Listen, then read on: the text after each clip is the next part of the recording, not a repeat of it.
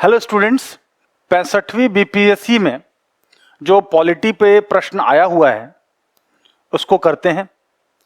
और यह प्रश्न मूल अधिकार से संबंधित है।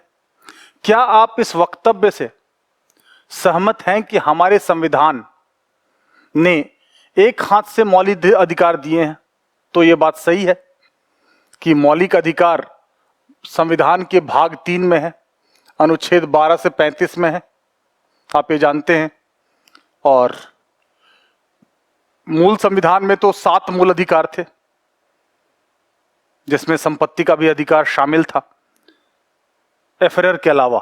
एफरेर का मतलब है इक्वलिटी यानी समानता 14 से 18, फ्रीडम यानी स्वतंत्रता 19 से 22, अगेंस्ट एक्सप्लॉयटेशन यानी 23-24, रिलीजियस राइट्स 25 से 28,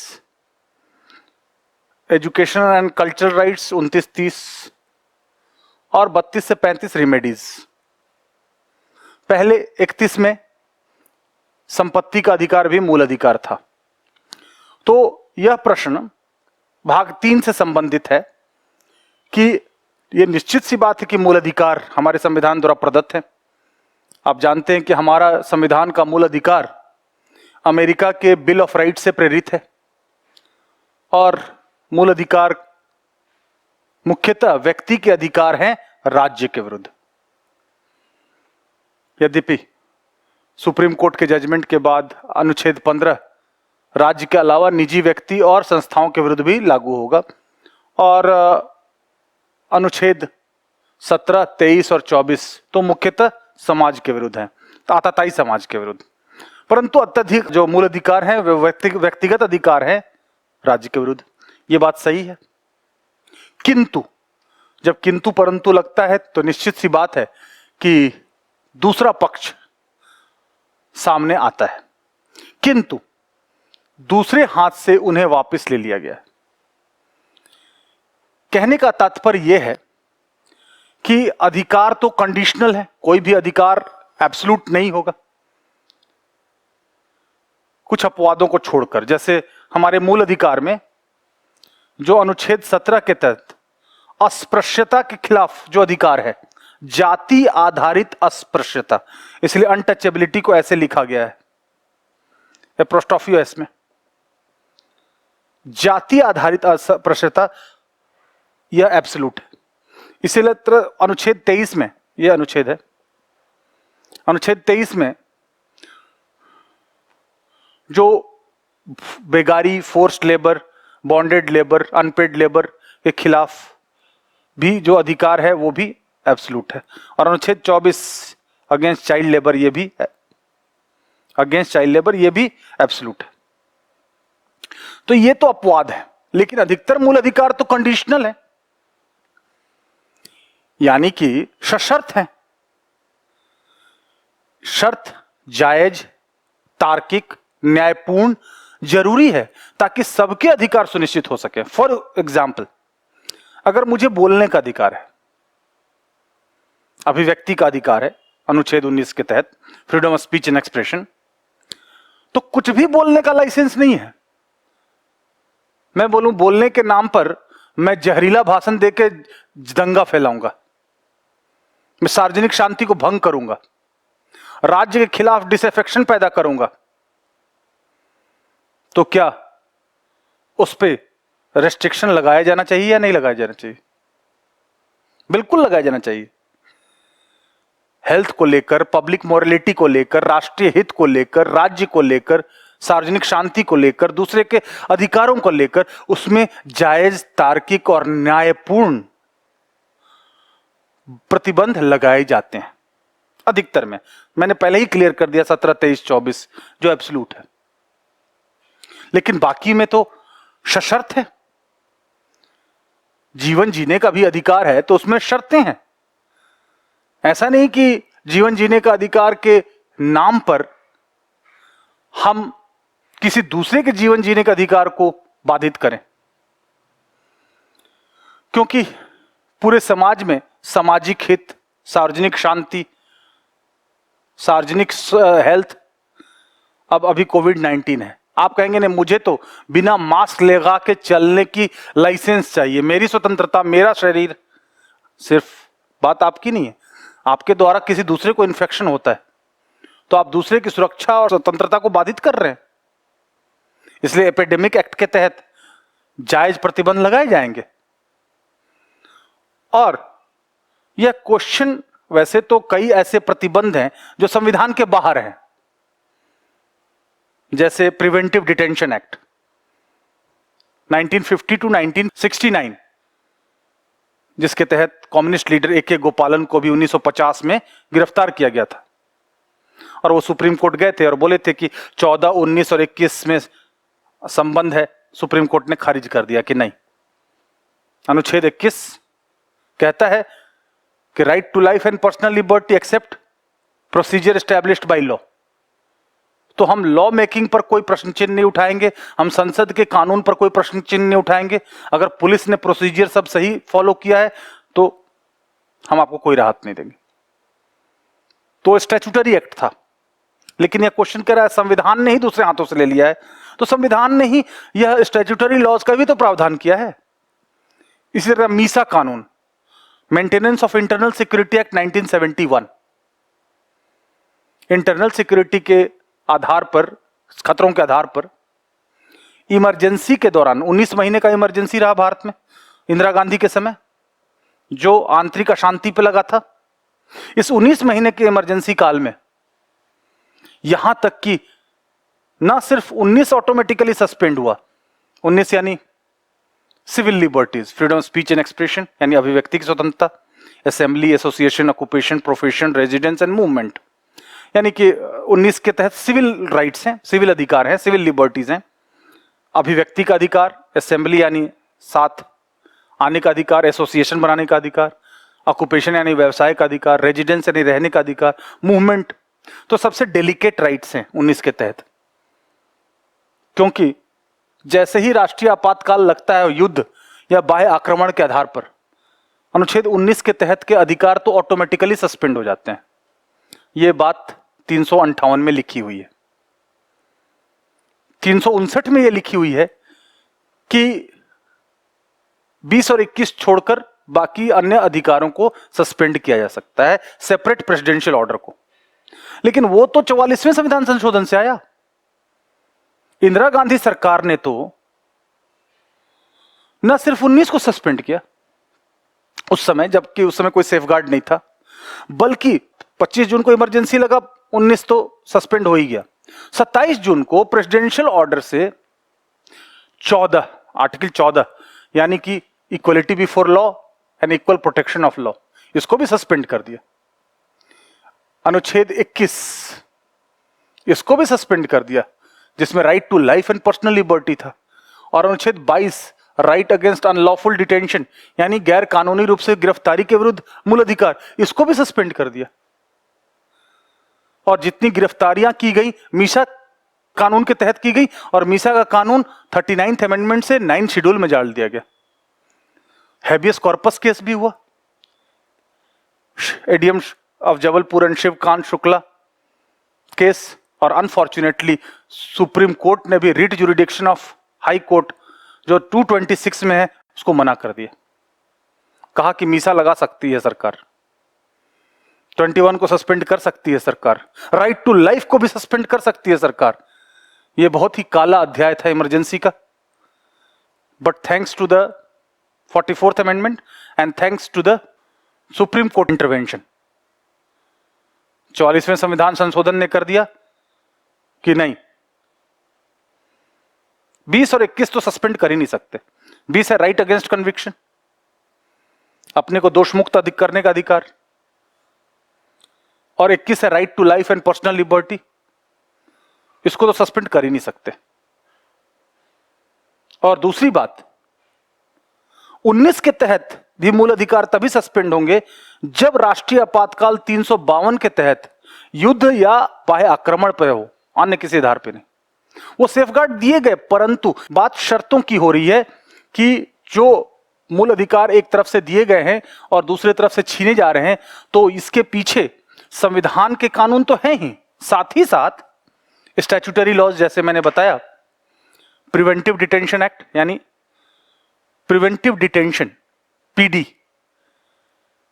यानी कि किसी भी अशांति भंग होने के संभावना के आधार पर, शक के आधार पर किसी व्यक्ति को डिटेन कर लिया जाता है।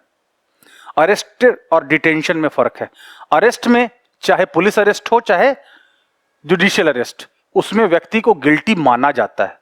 डिटेंशन अनौपचारिक भी हो सकता है कि थोड़ी देर के लिए मूवमेंट रोक दिया गया, या हाउस में डिटेन कर लिया गया, या अब उस थोड़े समय के लिए नहीं जाने दिया गया, या थोड़े समय के लिए पुलिस स्टेशन में बैठा लिया गया, अरेस्ट नहीं किया गया।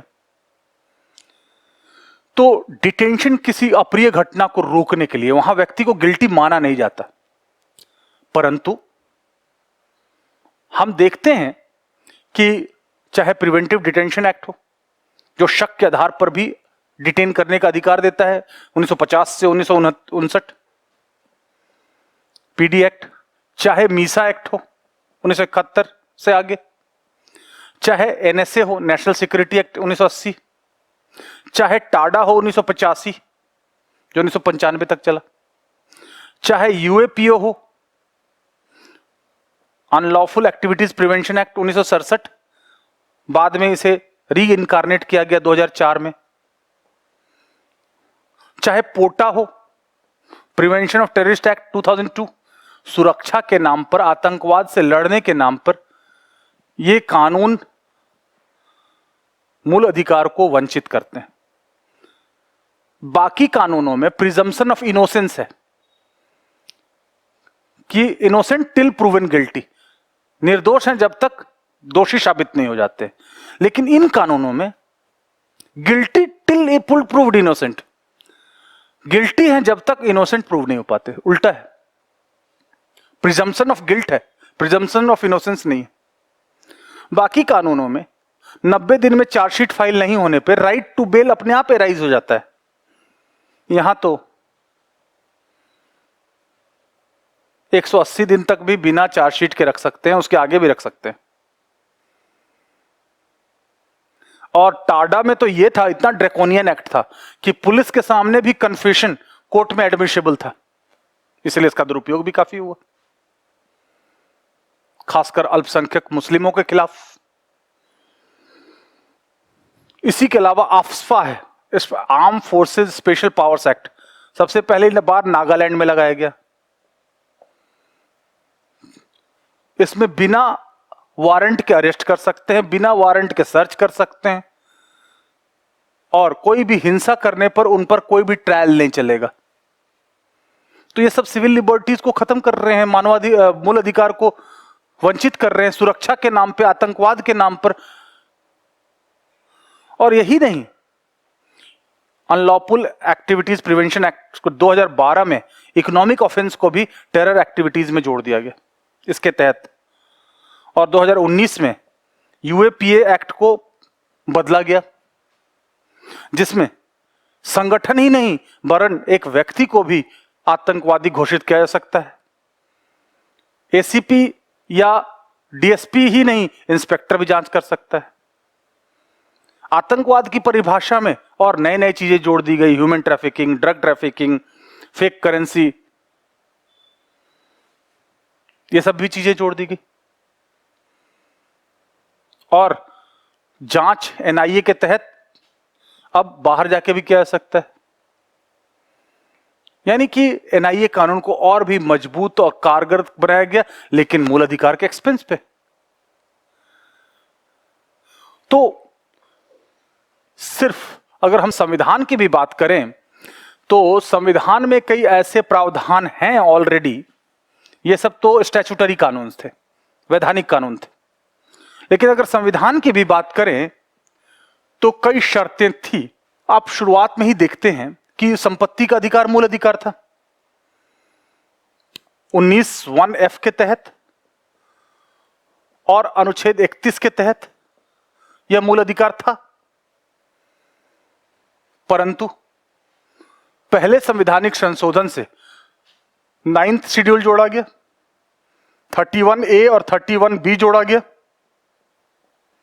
भूमि सुधार के लिए। जमींदार पहुंचे सुप्रीम कोर्ट कि संपत्ति होना क्या हमारा गुनाह है, क्या जमींदार होना गुनाह है? हमारे संपत्ति के अधिकार को कैसे वंचित कर सकती है सरकार? सरकार कह रही है हम तो 39 लागू कर रहे हैं, equitable distribution of wealth and resources. संपत्ति और संसाधनों का जो बंटवारा है बहुत असमान है, उसको बराबर कर रहे हैं। और रिजर्वेशन देने के लिए 15(4) जोड़ दिया गया। तो इस तरह से मूल अधिकार जो समानता का था उसमें तब्दीली लाई गई। भले ही इसका सकारात्मक पक्ष भी है कि जो सामाजिक और शैक्षणिक रूप से कमजोर है, क्योंकि चंपकम दोराईराजन केस में सुप्रीम कोर्ट ने गवर्नमेंट ऑर्डर मद्रास का निरस्त कर दिया था जिसमें रिजर्वेशन दिया गया था। रिजर्वेशन को बहाल करने के लिए फर्स्ट अमेंडमेंट किया गया। तो इसको बहाल करने में आखिर जो क्लॉज जोड़ा जा रहा है, आखिर जो शर्तें जोड़ी जा रही हैं, वो जो मूल संविधान है उसमें जो अधिकार है उसमें तब्दीली है, परिवर्तन है, डाइल्यूशन है। 31 और 31B जोड़कर भी डाइल्यूट किया गया पहले इनको और इनको। तो संशोधन से और संविधान में दोनों में एक हाथ से दिया जा रहा है मूल अधिकार और दूसरे हाथ से लिया जा रहा है। और यही नहीं, संपत्ति के अधिकार को तो लेकर चौथा संविधान संशोधन ने तो स्टेट का परिभाषा भी बदल दिया। 17वां संविधान संशोधन 1964 ने तो कह दिया कि पर्सनल कल्टीवेशन लैंड भी हम ले सकते हैं, जो संपत्ति का अधिकार। और 44वां संविधान संशोधन ने तो संपत्ति के मूल अधिकार को ही समाप्त करके उसे 300A में डाल दिया। अब वो लीगल राइट रहा, मूल अधिकार नहीं रहा। कहने का ये मतलब है कि एक हाथ से मूल अधिकार दिए गए, संपत्ति का तो अधिकार हटा ही दिया गया, 19(1)(f) तो हटा ही दिया गया।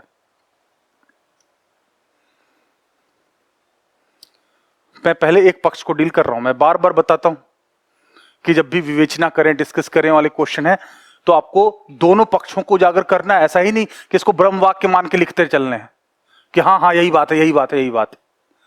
इसका उल्टा साइड भी है जो मैं डिस्कस करूंगा। इसका दूसरा पक्ष भी है जिसे हमें जानना जरूरी है। तो 44वें संविधान संशोधन से 300 यानी मूल अधिकार पहले 7 थे, अब 6 हो गए। संख्या में भी कमी आ गई, तो छीनना ही तो हुआ। यही नहीं, बल्कि अगर हम और भी शर्तों को देखें तो प्रिवेंटिव डिटेंशन, प्यूनिटिव डिटेंशन, अनुच्छेद 22 तो यह कहता है कि किसी व्यक्ति को गैर कानूनी रूप से गिरफ्तार नहीं कर सकते और उसको लीगल प्रैक्टिशनर का हेल्प मिलेगा। 24 घंटे के अंदर मजिस्ट्रेट के सामने प्रेजेंट करना होगा और हैबियस कॉर्पस लागू होगा और उनको ग्राउंड बताना पड़ेगा कि किस आधार पर अरेस्ट कर रहे हैं। ये सब सेफगार्ड दिए गए हैं 22(1) और 22(2) में। लेकिन 22(3) से लेकर 22(7) जो प्रिवेंटिव डिटेंशन है उसमें भी सेफगार्ड है, लेकिन वो सिर्फ सेफगार्ड है, कंडीशनल है। तो एक तरीके से पुलिस को या अरेस्टिंग अथॉरिटी को, सीबीआई को, ईडी को, सीआईडी को, एनआईए को, यहां तक कि arresting authority railway protection force को भी, आरपीएफ, अन्य सीएपीएफ फोर्सेस के पास अरेस्टिंग अथॉरिटी नहीं है, लेकिन इनके पास है अरेस्टिंग अथॉरिटी। तो इससे तो मूल अधिकार का तो हनन हो ही रहा है।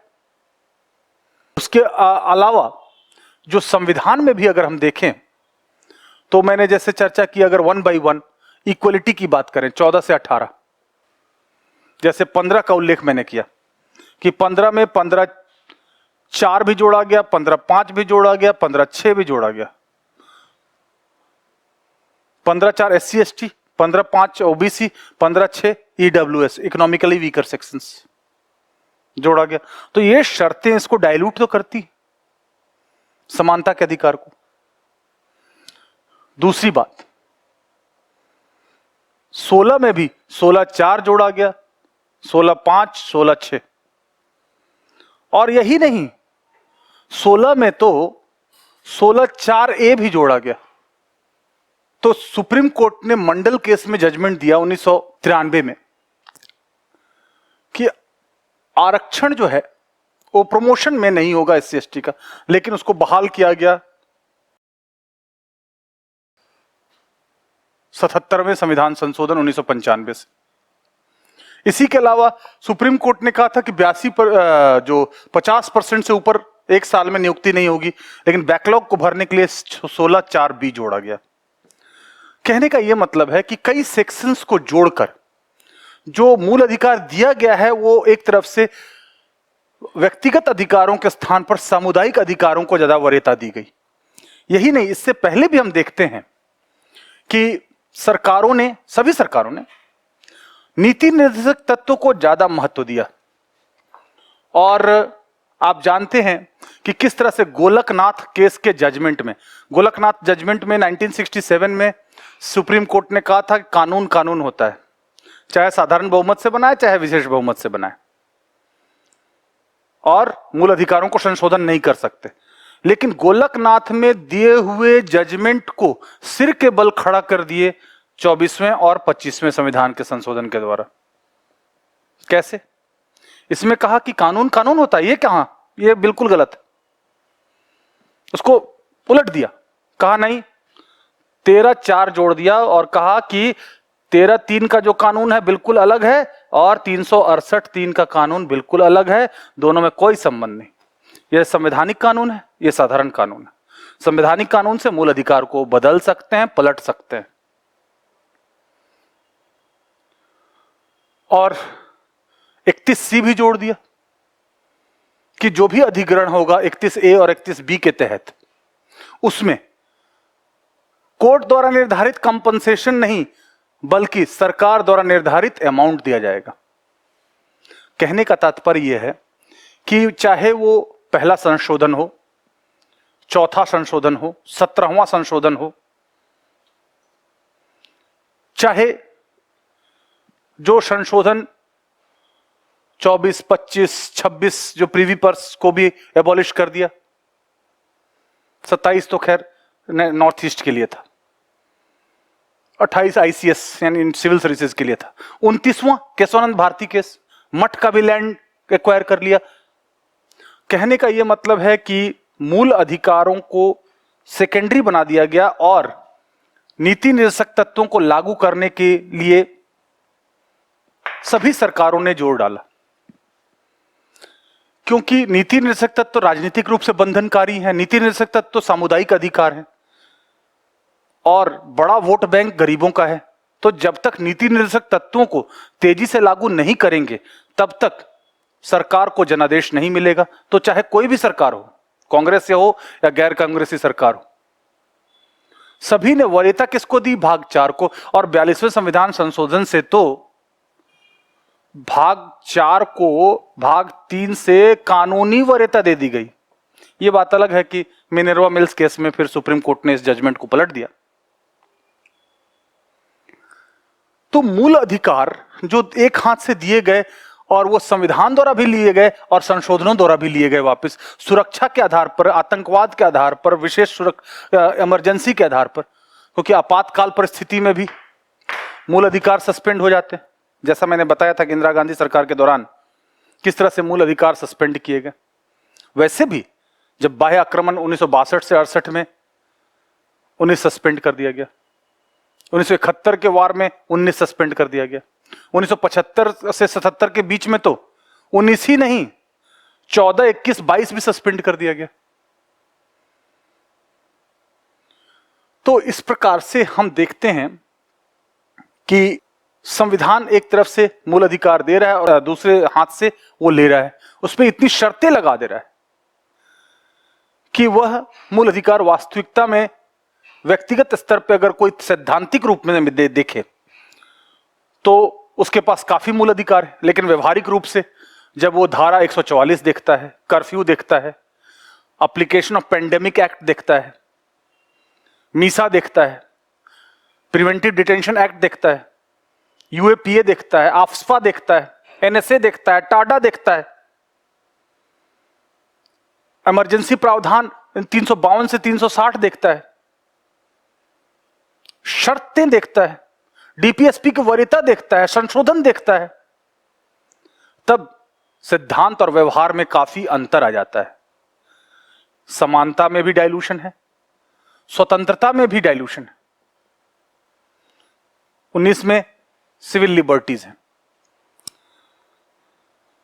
20 में राइट अगेंस्ट कन्विक्शन है,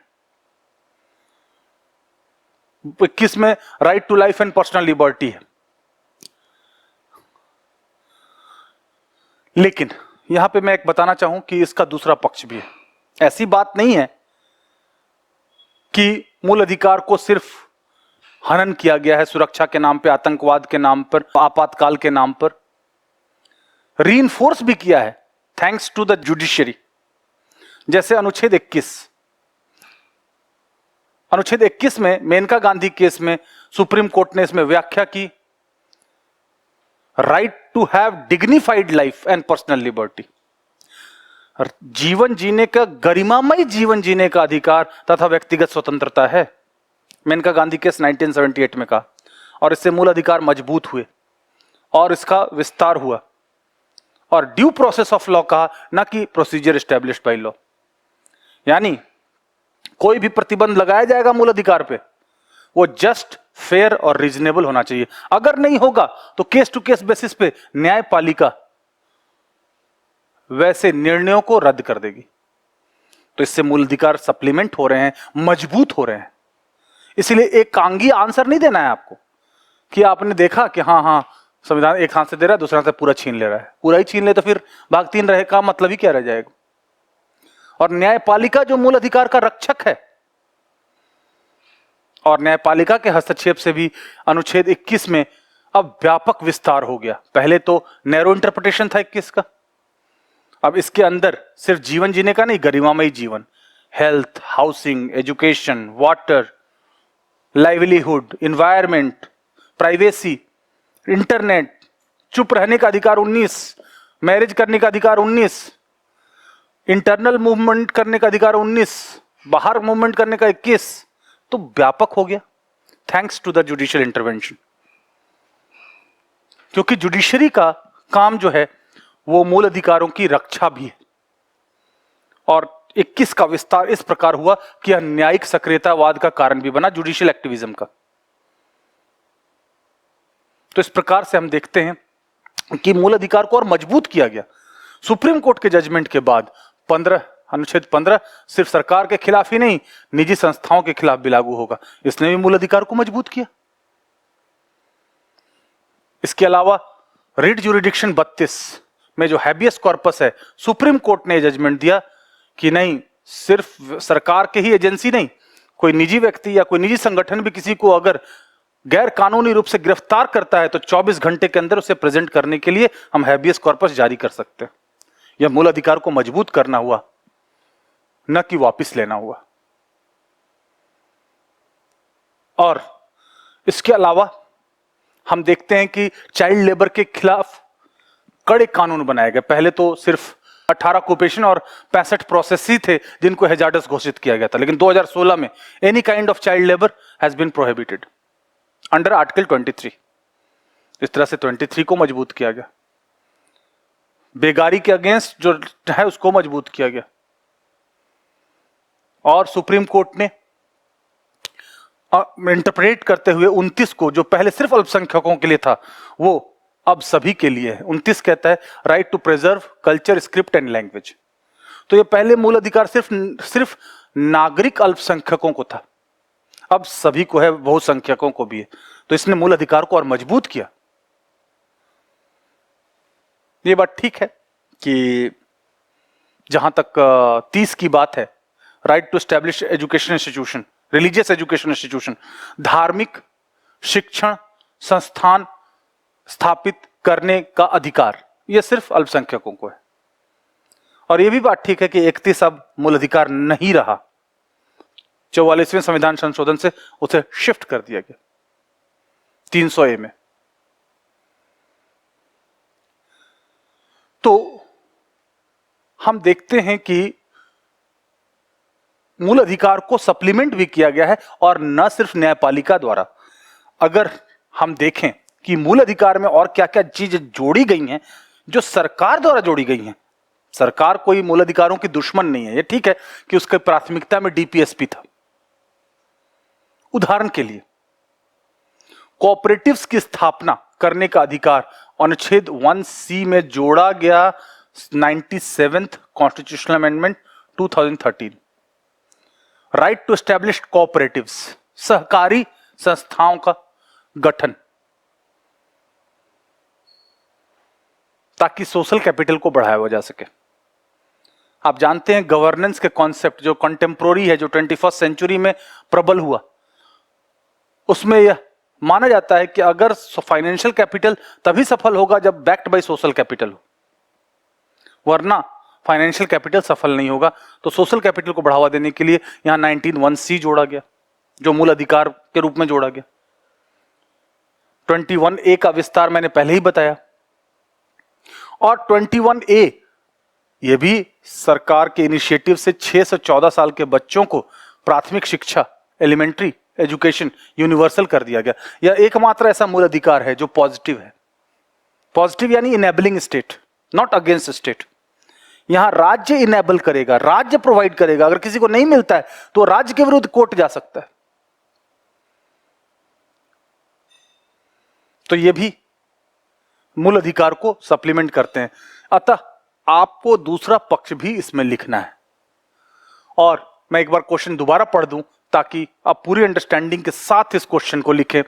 और बीपीएससी में एक खासियत है कि वर्ड लिमिट अच्छा है। अब यूपीएससी में तो 100-150 वर्ड्स में सबको समेटना है। कई लोगों को दिक्कत होती है, उनको बहुत प्रैक्टिस करना पड़ता है कॉम्पैक्ट आंसर लिखने का। यहां तो आपके पास 400 से 500 शब्द हैं, तो इत्मीनान से आप लिख सकते हैं। और कॉम्प्रहेंसिवली अगर समझा हुआ है तो इसमें मार्क्स लाना भी आसान है।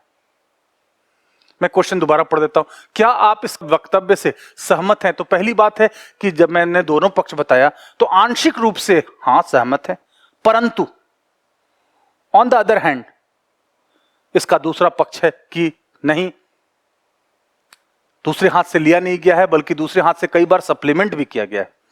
तो आंशिक रूप से यह बात सही है कि संविधान ने एक हाथ से मूल अधिकार दिए हैं, किंतु दूसरे हाथ से उन्हें वापस लिया गया है। तो एक हाथ से देने का तो भाग 3 ही का है, लेने का अलग अलग कानून है, अलग अलग समय है, अलग अलग परिस्थितियां हैं, और देने का भी है, जैसे 19(1)(c, जैसे 21A। ये मूल अधिकारों को और सप्लीमेंट करता है। तो इस प्रकार से इस प्रश्न को आप इजीली लिख सकते हैं। और मूल अधिकार आप जानते हैं कि प्रियम्बल, मूल अधिकार और डीपीएसपी, राज्य के नीति निर्देशक तत्व, ये इनको core and conscience of the constitution कहा जाता है। चूंकि संविधान तो एक तो सर्वोच्च कानून है, ऊपर से उस सर्वोच्च कानून में ये कोर एंड कॉन्शियंस, इसीलिए परीक्षा प्रयोगी दृष्टिकोण से भी देखें तो ये काफी परीक्षा प्रयोगी है। इसलिए इस पे आप कमांड करें और इत्मीनान से इसको लिखें, और बहुत आसान बना के समझ के करना है। और सिर्फ स्ट्रक्चरल पार्ट नहीं जानना है जो लक्ष्मीकांत में दे दिया उसको रट लिया और समझ गए कि सारे आर्टिकल याद हो गए, पॉलिटी बहुत स्ट्रांग हो गया ना। आप इसको जानिए। पहले एनसीईआरटी का नाम हुआ करता था आज से 12-15 साल पहले, कॉन्स्टिट्यूशन ऑफ इंडिया। अब तो एनसीईआरटी जो बच्चों के लिए लिखा गया है उसका भी नाम है कॉन्स्टिट्यूशन एट वर्क। संविधान जो वर्क किया over the period of time, सिर्फ स्ट्रक्चरल पार्ट नहीं, फंक्शनल पार्ट भी, सिर्फ थ्योरी नहीं, अप्लाइड पार्ट भी, सिर्फ फ्रेमवर्क नहीं, ओवर द पीरियड वो फ्रेमवर्क कैसे काम किया उसका मूल्यांकन भी। इस तरीके से अंडरस्टैंडिंग के आधार पर अगर आप आंसर लिखते हैं तो बहुत आसान होगा। So that's it for today. Thank you.